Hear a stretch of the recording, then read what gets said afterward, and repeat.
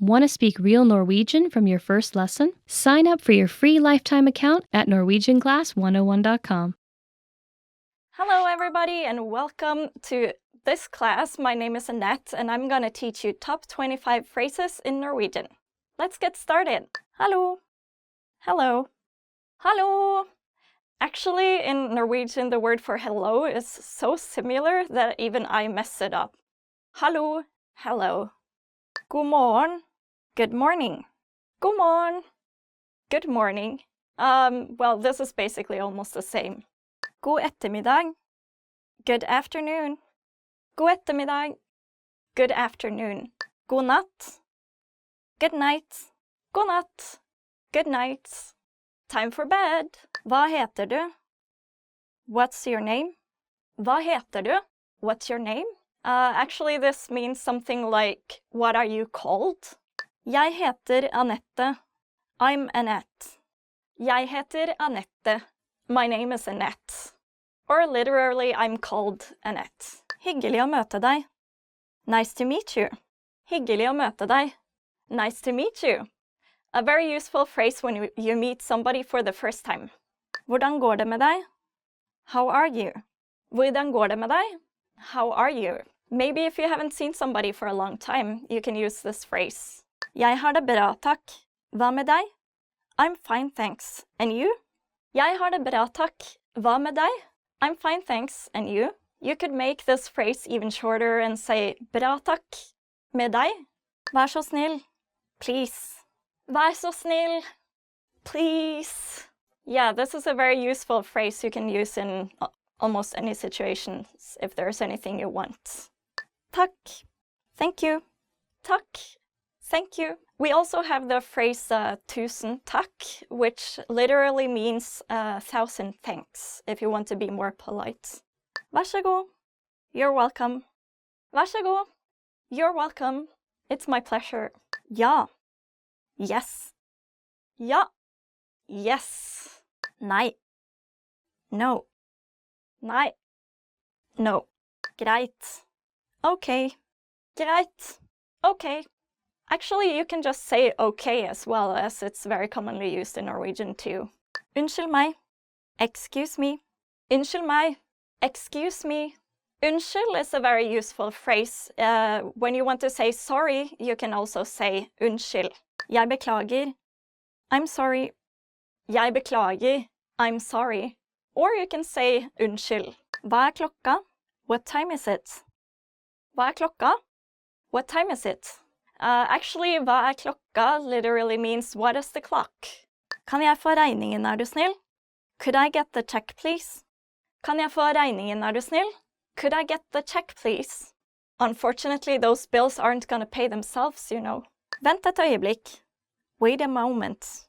Vent et øyeblikk. Wait a moment. Øyeblikk actually means I blink, so wait just a blink of an eye. Hvor mye koster denne? How much is this? Hvor mye koster denne? How much is this? Well, yeah, as we all know, Norway is a really expensive country, so you're gonna need a lot of money traveling there. Hjelp.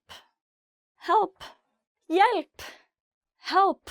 Easy to remember, almost the same. Se deg senere. See you later. Se deg senere. See you later.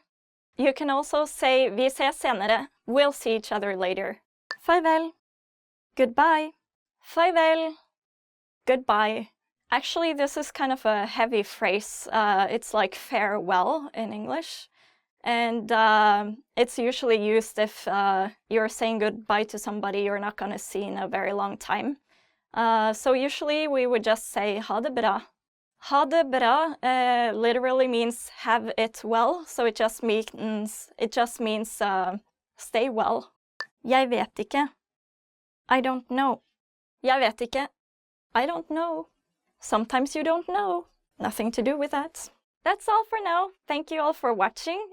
Please let us know if you have any questions or comments. Also, don't forget to like our video and subscribe to our channel.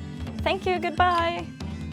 Hi guys, welcome back to Top Norwegian Words. My name is Annette and today we're gonna look at top 25 verbs.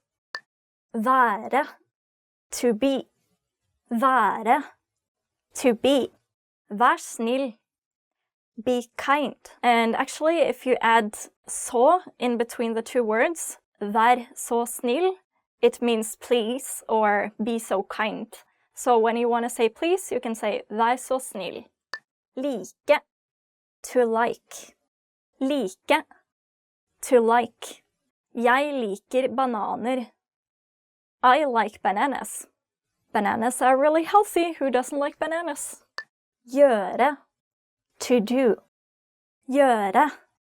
To do. Gjør som foreldrene dine sier. Do as your parents say. Si. To say. Si. To say.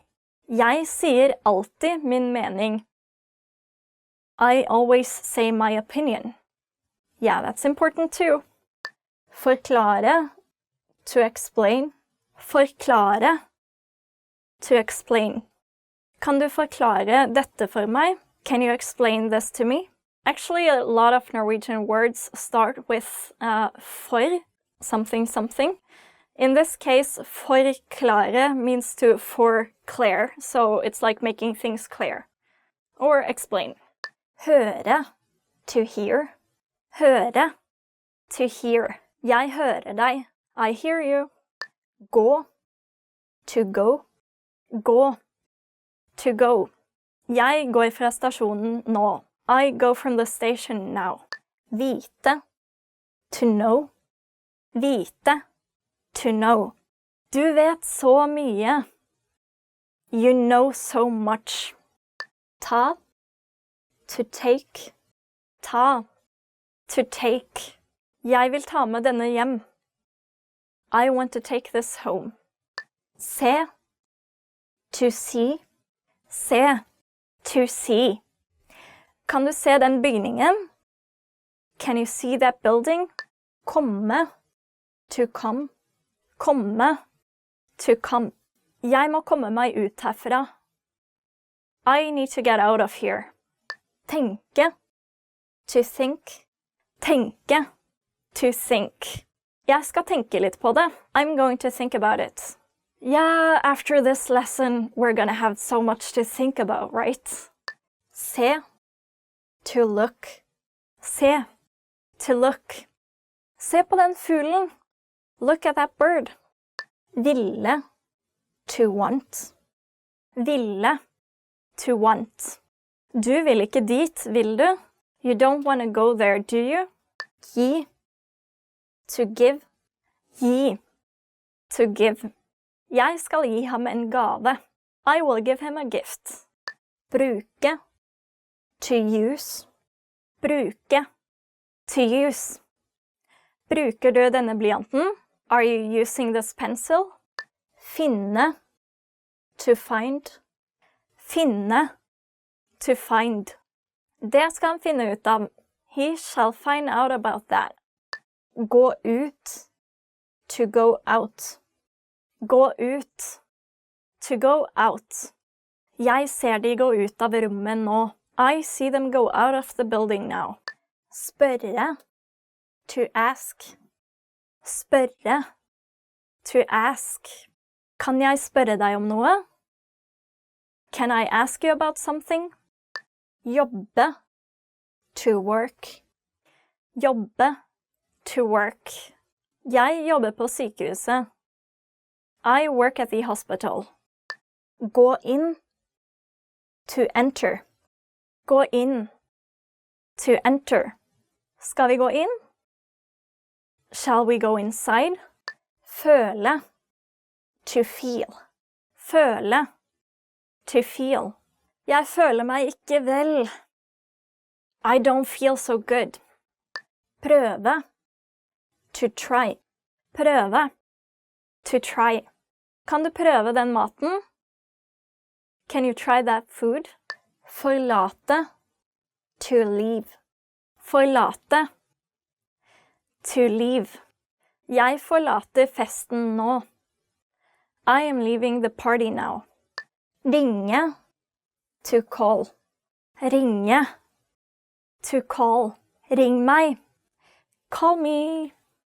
Ring, ring, ring. Okay guys, that's all for now. Thank you so much for watching the video. Don't forget to subscribe to our channel and like the video, and also check out norwegianclass101.com for more resources. Also, let us know what is your favorite verb. Mine would be to travel, reise. I love to travel. So yeah, let us know and see you next time. Bye bye.